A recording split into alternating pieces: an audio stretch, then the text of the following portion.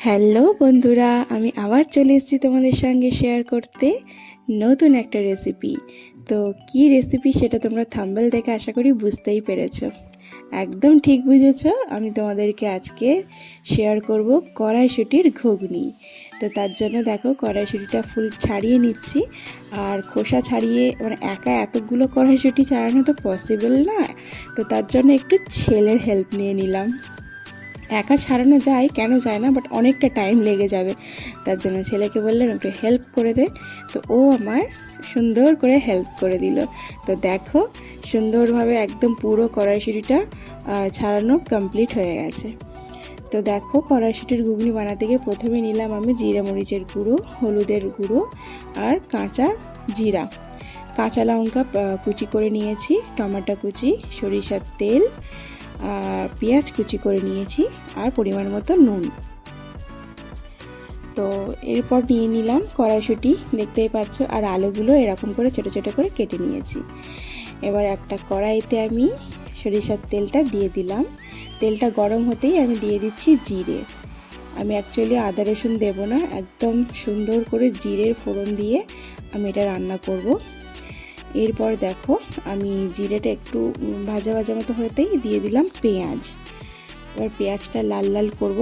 বন্ধুরা, কড়াইশুঁটিতে অ্যাকচুয়ালি বেশি আদা রসুন আর হেভি মশলা দিলে না, তো কড়াইশুঁটির যে মেন ফ্লেভারটা না সেটাই চলে যায়, কোনো গন্ধই থাকে না কড়াইশুঁটির।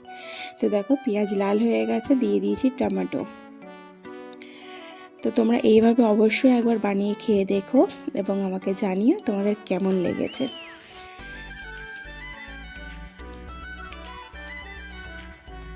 এরপর বন্ধুরা আমি আলুটা দিয়ে দিলাম।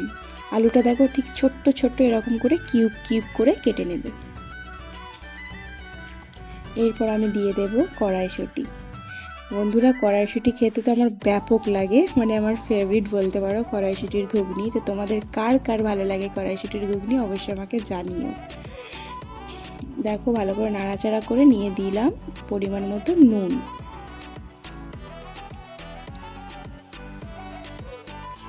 আর আমি এটা অল্প অয়েলেই রান্না করছি, তোমরা দেখতেই পেলে। এরপর দিয়ে দিলাম কেটে রাখা কাঁচা লঙ্কা। বন্ধুরা, লঙ্কা যে যেমন খাও ঠিক সে তেমনই দিও, আমরা একটু লঙ্কা বেশি খাই। তো এতটা লঙ্কা দিলাম, এরপরেও আমি লঙ্কা খেয়েছি আলাদা করে। দেখো হলুদ আর জিরে মরিচের গুঁড়োটা আমি দিয়ে দিলাম।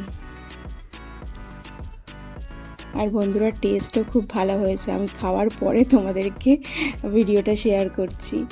আর আমি লঙ্কা খুবই বেশি খাই, আসলে আমার ছেলে লঙ্কা মানে ঘুগনিটা খেয়েছে, তো যার জন্য লঙ্কাটা কম দিয়েছি আমার এতে আর কি।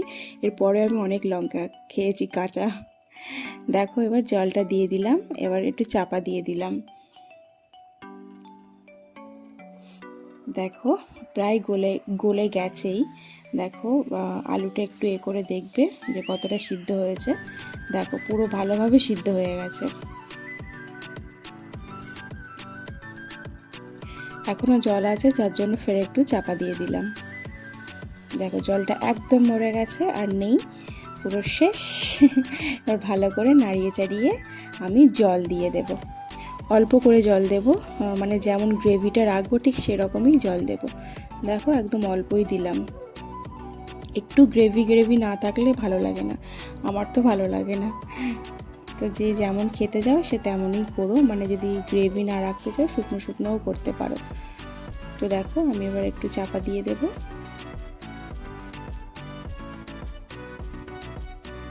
দেখো একদম রেডি হয়ে গেছে আমার কড়াইশুঁটির ঘুগনি। অবশ্যই বন্ধুরা তোমরা আমার মতো করে একবার ট্রাই করে দেখো। একদম ডান, ফুল রেডি। এরপর আমি উপর দিয়ে ধনে পাতা কুচানি দিয়ে দেব, ফ্লেভারটা খুব সুন্দর আসে, ধনে পাতা আমার খুবই ভালো লাগে। দেখো কত সুন্দর হয়েছে, তোমরা দেখে বুঝতেই পারছো যে কতটা সুন্দর হয়েছে। খেতেও বন্ধুরা ঠিক এতটাই সুন্দর লেগেছে যতটা সুন্দর দেখতে লাগছে। আর হ্যাঁ দেখো কালারটাও গ্রিন গ্রিন এসছে, কারণ আমি এখানে গুঁড়ো লঙ্কা ইউজ করিনি, পুরোপুরি কাঁচা লঙ্কার ঘুগনিটা হয়েছে, যার জন্য একদম কালারটা যেমনকার তেমনই আছে। এখানে যদি আমি গুঁড়ো লঙ্কা দিতাম তাহলে একটু লাল লাল ব্যাপারটা চলে আসতো। তো বন্ধুরা, তোমাদের ভিডিওটা কেমন লেগেছে অবশ্যই আমাকে কমেন্ট করে জানিও। আর যারা আমার চ্যানেলে নতুন আছো আমার চ্যানেলটিকে সাবস্ক্রাইব করে পাশে থাকা বেল আইকনটি প্রেস করে দিও। তো বন্ধুরা, তোমরা টেস্ট করে দেখো কেমন লাগলো।